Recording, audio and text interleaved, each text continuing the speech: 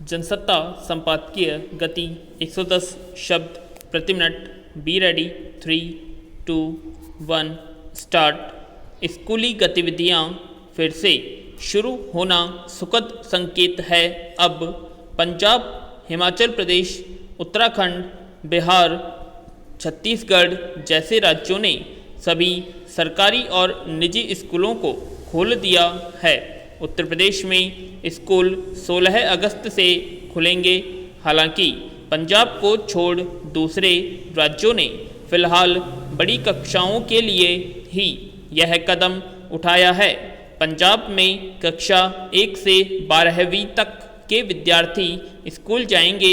इससे पहले महाराष्ट्र, मध्य प्रदेश, ओडिशा, गुजरात और हरियाणा में बड़ी कक्षाओं के लिए स्कूलों को खोला गया था। राज्यों ने यह फैसला अपने यहाँ महामारी की स्थिति को देखते हुए उठाया है। ज़्यादातर राज्यों में अब रोजाना संक्रमण के मामले काफ़ी कम हो गए हैं। दूसरी लहर के दौरान लगाई गई पाबंदियां भी लगभग हटाई जा चुकी हैं। फिर ऐसे में सिर्फ स्कूलों को ही बंद रखने का कोई कारण नज़र नहीं आता। हालांकि अभी महामारी का खतरा टला नहीं है।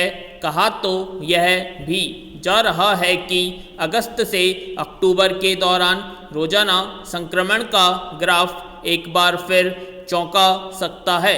लेकिन यह भी हकीकत है कि जीवन से जुड़ी गतिविधियों को अब हमें इन्हीं संकटों के बीच रहते हुए चलाना है। पैरा। गौरतलब है कि स्कूलों को बंद रखते हुए पढ़ाई लिखाई का काम आसानी से चल नहीं पा रहा था। भारत जैसे देश में हर परिवार के पास ऐसी सुविधाएं भी नहीं हैं कि हर विद्यार्थी घर से ऑनलाइन पढ़ाई कर पाने में सक्षम हो। आबादी का बड़ा हिस्सा ऑनलाइन पढ़ाई के लिए जरूरी कंप्यूटर, लैपटॉप, स्मार्टफोन, इंटरनेट जैसी बुनियादी सुविधाओं से वंचित है। इसलिए स्कूल जाकर ज्ञान अर्जित करने का जो पारंपरिक तरीका है उसका कोई विकल्प फिलहाल है नहीं। वैसे भी ज्ञान देने और हासिल करने की प्रक्रिया में शिक्षक और विद्यार्थी का आमने सामने जो संवाद होता है वह ऑनलाइन पर संभव ही नहीं है।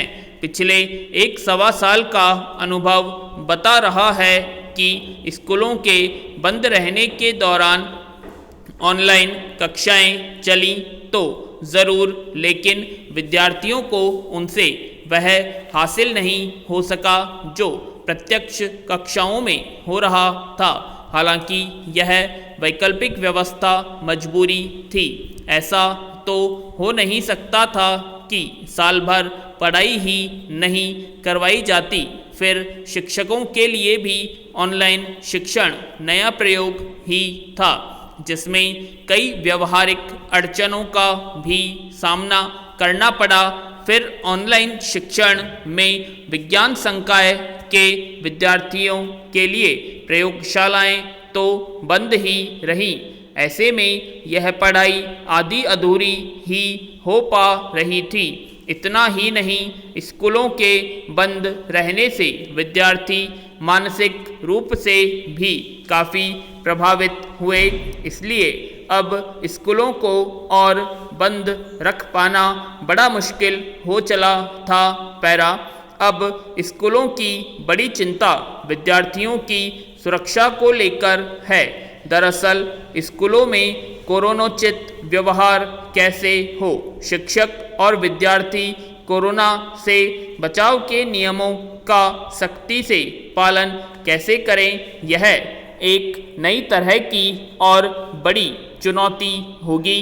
स्कूलों में भीड़ न बढ़े, इसके लिए सरकारें और स्कूल प्रशासनों को अतिरिक्त सतर्कता बरतनी होगी।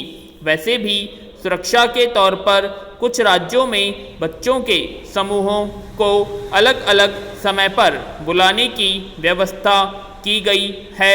स्कूलों का समय भी सामान्य दिनों के मुकाबले थोड़ा कम रखा गया है। दरअसल कोरोना के दौर ने हमें जो सबसे बड़ी सीख दी है वह यह है कि अब हम संकट के बीच ढलना सीख लें। इसलिए महामारी से बचते हुए जीवन जीने की कला ही सफलता के रास्ते बनाएगी। करीब 2 साल पहले जम्मू कश्मीर में अनुच्छेद 370 को हटाने के वक्त राज्य आतंकवाद की जटिलता से जूझ रहा था। हालांकि आज भी वहां इस समस्या को पूरी तरह खत्म कर पाना संभव नहीं हुआ है, लेकिन इतना जरूर है कि स्थानीय स्तर पर अक्सर पैदा होने वाली अराजकता और हिंसा की घटनाओं पर कुछ हद तक काबू पाया जा सका है। इसके बावजूद जम्मू कश्मीर में आतंकवाद की जो पृष्ठभूमि रही है उसके असर में कुछ युवाओं को देखना दुखद है। उन्हें इस दायरे से बाहर लाने के लिए सरकार ने प्रशासनिक सख्ती से लेकर नागरिकों को विश्वास में लेकर नई पीढ़ी को आतंकवादियों के जाल में फंसने से बचाने के लिए कई मोर्चों पर काम किया है। उसके असर भी देखने में आए हैं, लेकिन इस दिशा में अब भी बहुत कुछ किया जाना बाकी है। खास तौर पर कुछ युवाओं को वहां जिस तरह सेना या पुलिस के जवानों पर पत्थरबाजी करने में इस्तेमाल किया जाता रहा है वह पिछले कुछ सालों में एक जटिल समस्या बनकर उभरा है। प्रशासन की सख्ती के चलते इसमें थोड़ी कमी देखी गई, मगर इस पूरी तरह काबू पाना वक्त की ज़रूरत है ताकि राज्य और वहाँ के लोगों को देश की मुख्य धारा में शामिल किया जा सके। पैरा इसी के मद्देनज़र सरकार ने अब जम्मू कश्मीर में सेना के जवानों या सुरक्षा बलों पर पत्थर फेंकने वालों के खिलाफ सख्त कार्रवाई करने की घोषणा की है।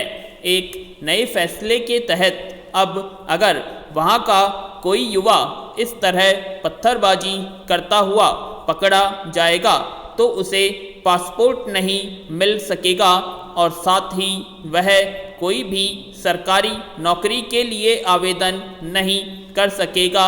इससे पहले केंद्र सरकार एक कानून में संशोधन कर सरकारी नौकरी के लिए CID की ओर से अनापत्ति प्रमाण पत्र को जरूरी बना चुकी है, लेकिन अब नौकरी से पहले आवेदन के समय ही पहले की गतिविधियों के आधार पर पात्र मानने या नहीं मानने की व्यवस्था निश्चित रूप से पहले के मुकाबले ज़्यादा बड़ी सख्ती है। इससे वहाँ के युवाओं को यह संदेश समझ जाना चाहिए कि अगर अपने भविष्य को अंधेरे में नहीं जाने देना है तो वे स्थानीय स्तर पर भड़काने वाले या फिर आतंकवाद का पोषण करने वाले लोगों के चंगुल से खुद को आज़ाद करें या फिर पासपोर्ट और नौकरी से वंचित होकर लाचार जीवन गुजारें। पैरा दरअसल जम्मू कश्मीर में अनुच्छेद 370 को हटाए जाने के बाद जो हालात पैदा हुए हैं उसमें कम से कम सतह पर यही देखा गया कि वहाँ के लोगों के बीच इस मसले पर काफ़ी क्षोभ है और उनकी राय बंटी हुई है। इस ऊहापोह का फ़ायदा उठाकर इलाके में सक्रिय आतंकवादी संगठन युवाओं और यहाँ तक कि किशोरों को भी बहका कर उन्हें मामूली रकम के बदले सुरक्षा बलों पर पत्थर फेंकने के लिए उकसाते रहे हैं। जाहिर है अगर वहाँ के युवा पत्थरबाजी जैसे काम में खुद को झोंक देते हैं तो इसकी वजह अभाव की जिंदगी भी हो सकती है, जिसमें उनके लिए थोड़े पैसे मायने रखते होंगे।